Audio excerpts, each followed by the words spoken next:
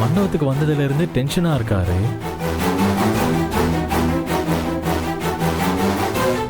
அவன் வேற அங்க வந்து பணத்துக்காக வேலை பார்த்தாருன்னு சொல்றான். என்ன நடக்குது ஒண்ணுமே புரியலையே. ஒருவேளை நான் அனன்யாவை கல்யாணம் பண்ணலன்னு சிவகாமி மேடமும் அவங்க அம்மாவும் அவருக்கு தொந்தரவு பண்றாங்களோ?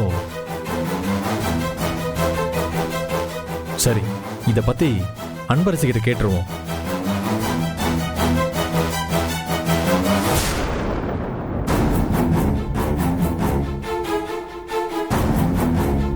இவங்க இப்பவும் கல்யாணத்தை நிறுத்த பாக்குறாங்களா? கடவுளே, நேரா சிவகாமி கிட்ட பேசிடணும்.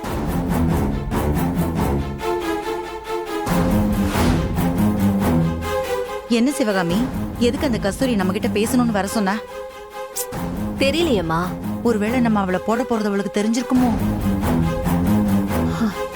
தெரியல, வந்தாதான் தெரியும்.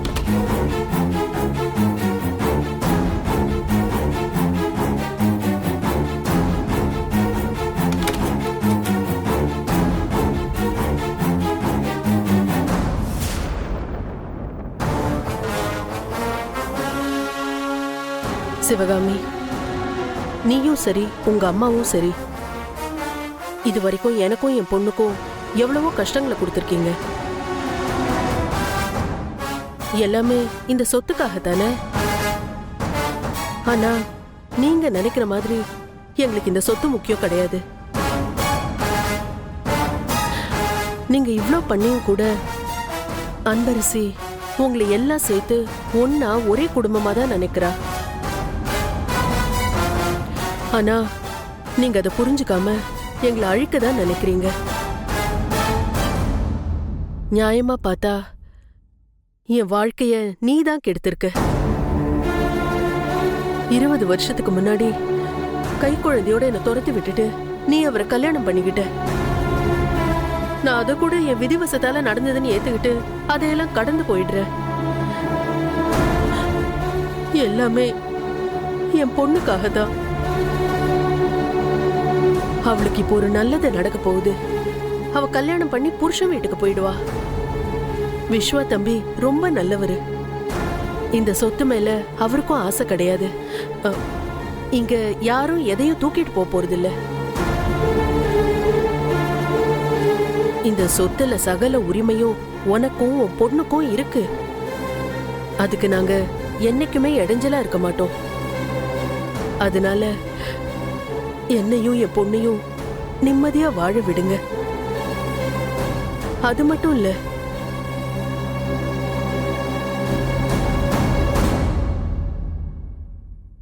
இருபது வருஷத்துக்கு முன்னால நீங்க பண்ண விஷயத்த இப்ப சொன்னேன்னு வைங்க, அடுத்த நிமிஷமே அத்தை என்ன பண்ணுவாங்கன்னு உங்களுக்கே தெரியும்.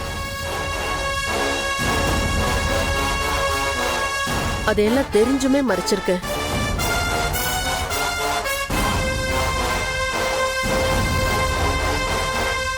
அக்கா,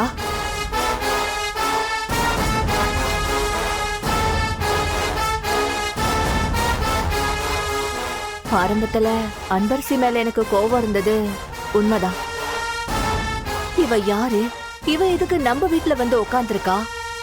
அதோட மட்டும் இல்லாம அனன்யாவுக்கு எல்லா விதத்திலையும் போட்டியா வராளேன்னு ரொம்ப ஆத்திரப்பட்டேன். ஆனா அதுக்கப்புறம் அவ உங்க பொண்ணுன்னு தெரிஞ்சதும் இந்த வீட்டோட மூத்த வாரிசு அவதான்னு தெரிஞ்சுக்கிட்டு நான் அந்த எண்ணத்தை மாத்திக்கிட்டேன்க்கா. என்ன, அவ என் வயித்துல பிறக்கல, அவ்வளவுதான். நீங்க சொன்ன மாதிரி நான் உங்களுக்கு பண்ண பாவத்துக்கு தான் கடவுள் என் பொண்ணு அவ இஷ்டப்பட்ட விஸ்வாவ அன்பரசுக்கு கல்யாணம் பண்ணி வைக்கிறாரு போல. பெத்தவங்க சேர்த்த சொத்தை மட்டும் இல்ல, பாவத்தையும் பிள்ளைங்க தானே அனுபவிக்கணும். எனக்கு பிறந்ததுக்கு அனன்யா இதை அனுபவிச்சுதான் ஆகணும். என்ன இவ இப்பதான் இவளையும் இவ பொண்ணு எப்படி காலி பண்ணலான்னு பேசிக்கிட்டு இருந்தா, திடீர்னு இவளை பார்த்ததும் ஏதோ மண்டையில அடிபட்டு மறந்தவ மாதிரி பேசிக்கிட்டு இருக்கா. நமக்கு தெரியாம ஏதாவது பிளான் பண்றாளோ? பார்க்கலாம். இங்க பாருங்கக்கா, கண்டிப்பா என்னாலயோ இல்ல எங்க அம்மாவாலையும் அன்பரசிக்கும் உங்களுக்கும் எந்த பிரச்சனையும் வராதுக்கா.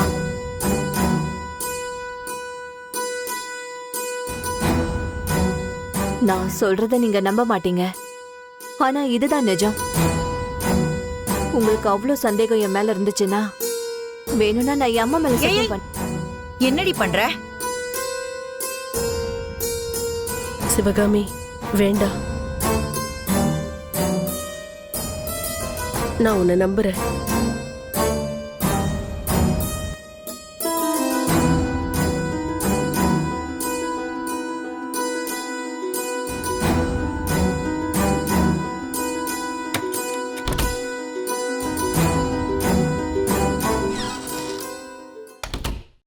ஏய், என்னடி இப்படி எல்லாம் பேசிக்கிட்டு இருக்க? உனக்கு என்ன பைத்தியம் பிடிச்சிருக்கா?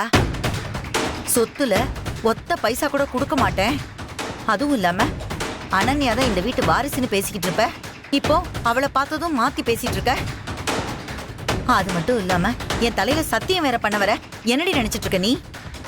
மா, நான் பேசினத நீயும் நம்பிட்டியா? அதான் சொன்னனே, சில விஷயத்த உறவாடி தான் கெடுக்கணும். நாம காரியத்தை சாதிக்கணும்னா சில நேரம் வீரமாவும் சண்டை போடணும், சில நேரம் கோழியாவும் பயந்துகிட்டு இருக்கணும். இன்னும் சில நேரத்துல சண்டைக்கு வரலன்னு சரண்டர் ஆயிடணும். அப்பதான் நாம நினைக்கிறத கச்சிதமா செய்ய முடியும். மா, இந்த கஸ்தூரிய நாம இன்னைக்கோ நாளைக்கோ முடிச்சிருவோம். அதே நேரத்துல இந்த சொத்து மொத்தத்தையும் அப்பா முடக்கிற மாதிரி நாம செஞ்சுட்டோம். நாளைக்கு இவ சாவுக்கு நாம தான் காரணம்னு தெரிஞ்சுட்டா அப்புறம் நாமளும் அப்பா பக்கத்துல ஏதாவது ஒரு செல்லுல உட்காந்துக்க வேண்டியதுதான். நம்ம மேல ஒரு சின்ன சந்தேகம் கூட வராத அளவுக்கு நாம பாத்துக்கணும். கஸ்தூரியோட கொலைய இயற்கை மரணம் மாதிரி தான் நாம பண்ண போறோம். ஒருவேளை அது கொலைன்னு தெரிஞ்சா கூட எல்லாம் அப்பா தான் செஞ்சதுன்னு அவர் மேல பழி வந்துடும். அத கூட அவரு உள்ள இருந்து எப்படி பண்ணிருப்பாருன்னு சட்டத்துல இருக்கிற ஓட்டைய வச்சு எப்படியாவது அப்பாவை வெளியில கொண்டு வந்துடலாமா? இப்போ நீயோ இல்ல அனன்யாவோ திருந்திட்டீங்கன்னு சொன்னா நம்புவாங்களா? நம்ப மாட்டாங்க. அவங்க மனசுல அந்த கோபம் அப்படியே இருக்கும். ஆனா அவங்களாவே உங்களுக்கு எந்த ஆபத்தும் வராதுன்னு சொல்றதுக்காக தான் இந்த ஆக்டிங். அருமடி. ஆனா இத பண்ண சொன்னதே யாரு தெரியுமா? அந்த வசந்த். பரவாயில்லையே, செம்மையா யோசிக்கிறான்ல. இத அவன் சின்னதா ஒரு கோடு போட்டான். அதனா டெவலப் பண்ணி அப்படியே ஒரு ரோடே போட்டுட்டேன். ஆமா, அவ ஏதோ 20 வருஷத்துக்கு முன்னாடி நீ ஏதோ பண்ணன்னு சொன்னாலே, என்னது அது?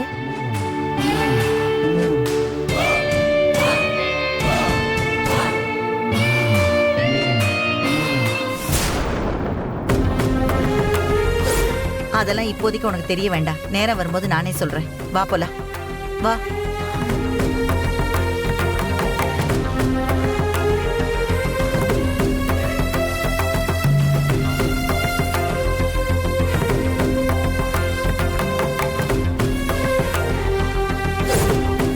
என்ன மேடம் வேண்டான்னு சொல்றீங்க? வெட்டிங்லாம் லைஃப்ல ஒரு டைம் தான் நடக்கும். இப்ப நீங்க இன்னும் அழகா இருக்கணும்ல, அதுக்கு மேக்கப் போட்டா தான் சரியா இருக்கும். அப்போதான் இந்த போட்டோஸ் வீடியோஸ்லாம் நீங்க எப்ப பார்த்தாலும் உங்களுக்கு பிடிக்கும். உங்களுக்கு எங்க ஒர்க் மேல ஏதாவது டவுட் இருக்கா? இன்னைக்கு சிட்டில இருக்கிற டாப் மோஸ்ட் செலிபிரிட்டிஸ் எல்லாருக்கும் நாங்க தான் பிரைடல் மேக்கப் போடுறோம். ட்ரஸ்ட் மீ மேடம், உங்களை தேவதை மாதிரி ரெடி பண்றோம். இல்ல, இப்போ எங்க சிச்சுவேஷன் சரியில்லை. என்ன மேடம், இந்த மண்டபத்துல கல்யாணம் வச்சிருக்கீங்க, ஆனா இப்படி சொல்றீங்களே? எங்க பேமெண்ட்லாம் உங்களுக்கு ஒரு அமௌண்டா?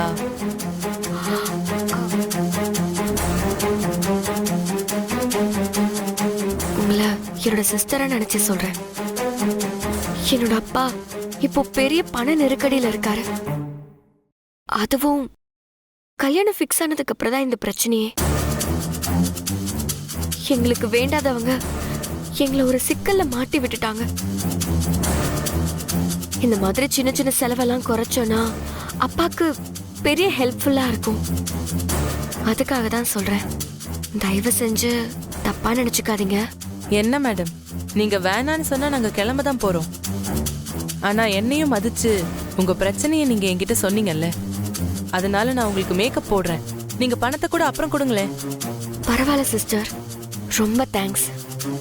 உங்களுக்கு வேற ஏதாவது ஆர்டர் கிடைக்கும். இது வேற முகூர்த்த டைம், நீங்க அதை பாருங்க. சரி மேடம், நாங்க கிளம்புறோம். வாடி போய்.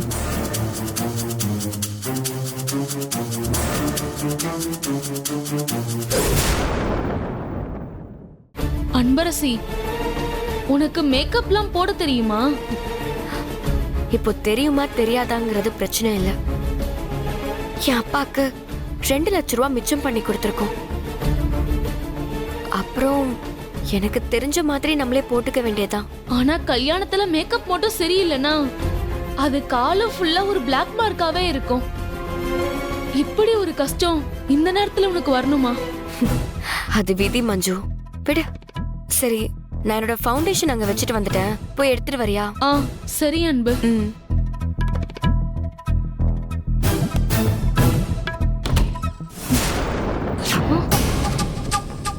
அன்பரசி ரெடி ஆயிட்டாளா? ரெடி ஆயிட்டு இருக்கா. எல்லா பிரச்சனையும் பண்ணிட்டு இப்ப வந்து ஒண்ணும் தெரியாத மாதிரி கேக்குறத பாரு. நான் ஒண்ணும் பண்ணல. நீ இப்ப நினைக்கிற மாதிரி தான் எல்லாருமே என்ன தப்பா நினைச்சிட்டு இருக்காங்க. மைண்ட் வாய்ஸ் ஓட்டாம வேலையை பாரு. என்ன இது, நம்ம நினைச்சதுக்கு அப்படியே பதில் சொல்றாங்க. இது கோயின்சிடன்ஸா இல்ல மைண்ட் ரீடிங்கா? ஒண்ணுமே புரியலையே. ஏ உட்காரு உட்காரு, எதுக்கு எந்திரிக்கிற? ஆமா, அங்க எல்லாரும் வெயிட் பண்ணிட்டு இருக்காங்க. நீ இன்னுமா ரெடி ஆகல? ஏன் அந்த மேக்கப் ஆர்டிஸ்ட் வரல? இல்ல சித்தி, அவங்க இன்னும் வரல.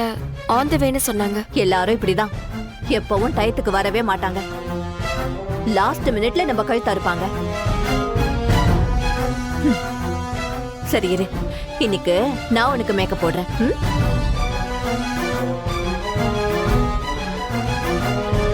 என்ன அப்படி பாக்குற? ஒண்ணு இல்ல சித்தி. இத பாரு, எனக்கு பியூட்டிஷியன் அளவுக்கெல்லாம் ரெடி பண்ண தெரியாது. ஆனா பாக்குற அளவுக்கு அழகா இருக்கிற மாதிரி ரெடி பண்ண தெரியும்.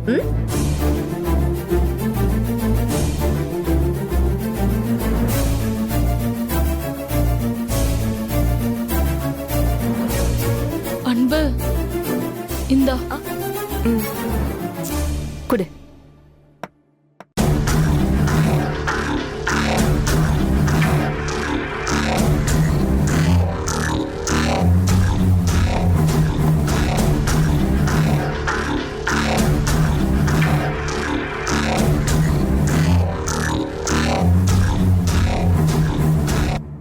இப்படி காட்டு.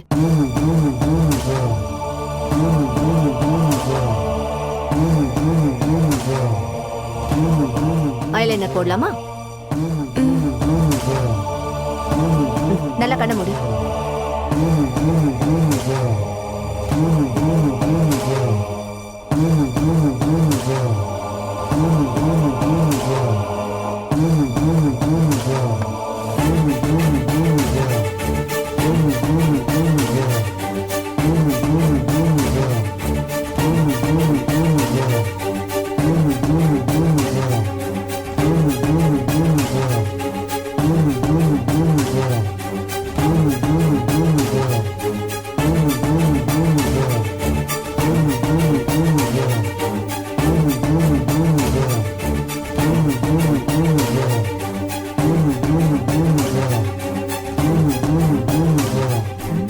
வளையலுங்க.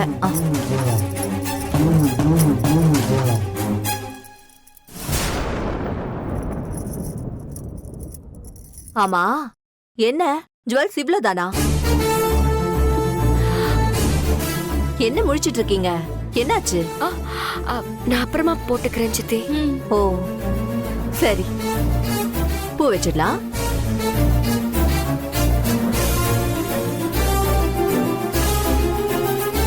நகர்ந்துக்கோ. இப்படி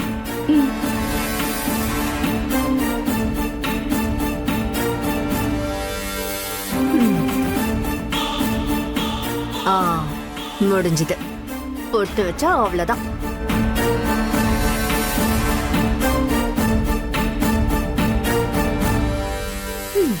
அழகா இருக்க. என் கண்ணே பொற்று போல இருக்கு. அன்பரசி, ஏன் கண் கலங்குற? அது ஒண்ணுல சித்தி. புரியுது. என்னடா இவ இத்தனை நாளா நம்மள முறைச்சுக்கிட்டு இருந்தவ இப்ப இப்படி வந்து நிக்கறாளேன்னு பாத்துட்டு இருக்கல. எப்பவுமேவா சண்டை போட்டுட்டு இருக்க முடியும்? உன் மேல எனக்கு கோபம் இருந்தது எல்லாமே உண்மைதான். ஆனா என்னைக்கு நீதான் இந்த வீட்டோட மூத்த பொண்ணுன்னு தெரிஞ்சதோ அப்பவே எனக்கு உன் மேல ஒரு பாசம் வந்துருச்சு. இவ்ளோ நாளா நான் அத காட்டிக்கவே இல்லை. சொல்லப்போனா நீ எனக்கு ஒரு பொண்ணு தானே. அனன்யாவுக்கு விஸ்வாவை பிடிச்சிருக்கு. அவர் மேல ஆசைப்படுறான்னு நானும் கல்யாணம் நடந்தா சந்தோஷம்னு நினைச்சேன். ஆனா விஸ்வாவுக்கு பிடிக்காம இந்த கல்யாணம் பண்ணி வச்சா காலம் முழுக்க அவதான் கஷ்டப்படணும். பிடிச்ச வாழ்க்கை கிடைக்கலன்னா கொஞ்ச நாளைக்கு கஷ்டமா தான் இருக்கும். ஆனா காலப்போக்குல எல்லாமே மாறிடும். சரி, அதை விடு. இந்த கல்யாணம் உன் வாழ்க்கையில நடக்கிற முக்கியமான நிகழ்வு. நீ எதை பத்தியும் யோசிக்காம சந்தோஷமா இரு. எதுக்கு இப்ப கண் கலங்குற? இப்படி கண் கலங்குனா அப்புறம் நான் போட்ட ஐலைனர் எல்லாமே வேஸ்டா போயிடும். அப்புறம் திரும்பவும் போடுற மாதிரி ஆயிடும். பாக்க அழகா இருக்க. என் கண்ணே பொற்றும் போல இருக்கு. சரி, சீக்கிரம் ஸ்டேஜுக்கு வந்துரு. மஞ்சு, கூட்டிட்டு வந்துரு. அழக்கூடாது.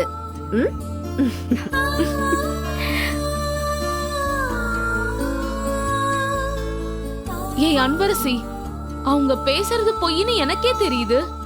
நீ என்னமோ கண் கலங்கிட்டு இருக்க. எனக்கும் புரியுது மஞ்சு. ஆனா உண்மையா இல்லையேன்னு ஏக்கமா தான் இருக்கு. சித்தி இப்படியே இருந்தா எவ்வளவு நல்லா இருக்கும். நல்லாதான் இருக்கும். ஆனா ஒரு நாள் அப்படி நடக்க வாய்ப்பே இல்ல.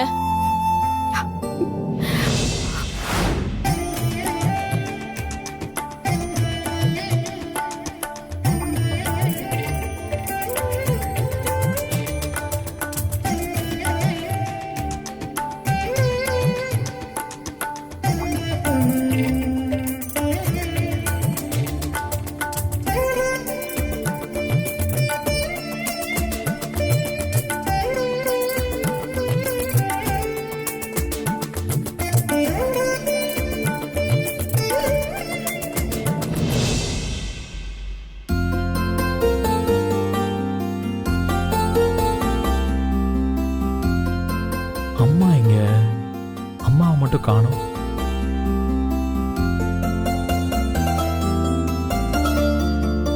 அப்பா, அம்மா எங்க காணோம்? ஆமா, அப்படியே உங்க அம்மா எங்க போனாலும் எங்கிட்ட சொல்லிட்டு தான் போவ பாரு. இந்த மாதிரி முக்கியமான நேரத்துல தான் எங்கேயாவது போயிடுவா. இரு, நான் கால் பண்ணி பாக்குறேன். அத்தை, எங்க தவிர காணோம்? இங்கதான் எங்கேயாவது வேலையா இருப்பான், வந்துருவான்.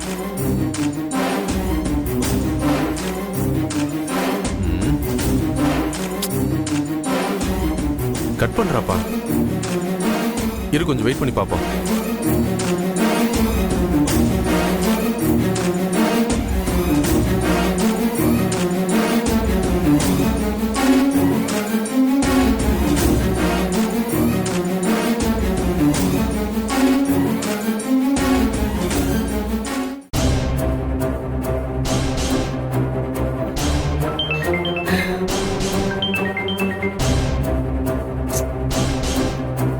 என்ன மேடம், எதுக்கு வர சொன்னீங்க?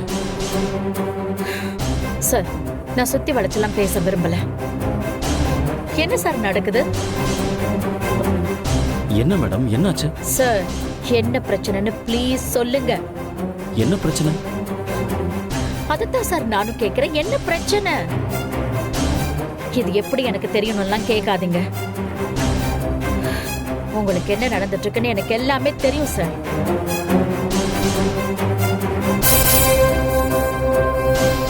ஏன் சார் இவ்வளவு பெரிய விஷயம் நடந்துகிட்டு இருக்கு, நீங்க ஏன் சார் இதெல்லாம் என்கிட்ட சொல்லாம மறைச்சீங்க? சொல்லக்கூடாதுன்னு இல்லை மேடம். ஏதோ என்னோட கெட்ட நேரம், அந்த அயோக்கியன் ராஜவேலு இந்த கல்யாணம் நடக்கிற நேரம் பார்த்து இப்படி ஒரு கேஸை போட்டிருக்கான். ஆனா நான் லீகலா என்ன பண்ணணுமோ அதை பண்ணிட்டு தான் மேடம் இருக்கேன். ஒன்றும் பிரச்சனை இல்லை. அது எப்படி சார் முடியும்? உங்க ப்ராப்பர்ட்டில இருந்து உங்க பேங்க் அக்கவுண்ட் வரைக்கும் எல்லாமே டோட்டலா ஃப்ரீஸ் பண்ணிருக்காங்க சார். இப்ப நீங்க எப்படி இந்த கல்யாணத்தை நடத்துவீங்க? இல்ல சார், இந்த கல்யாணம் நடக்காது. உங்களால முடியாது. இல்லை மேடம், நான் சமாளிச்சிருவேன். இல்லங்க, இந்த காசு பணம் இல்லாம இந்த கல்யாணம் நின்னுடுச்சுன்னா எனக்கு எல்லாம் முன்னாடி பெரிய அசிங்கங்க. எத்தனை தடவைங்க இந்த மாதிரி ஆகி கல்யாணம் நிக்கிறது? ப்ளீஸ் சார், ப்ளீஸ் சொன்னா கேளுங்க. இப்பவே இந்த கல்யாணத்தை நிறுத்திடுவோம்.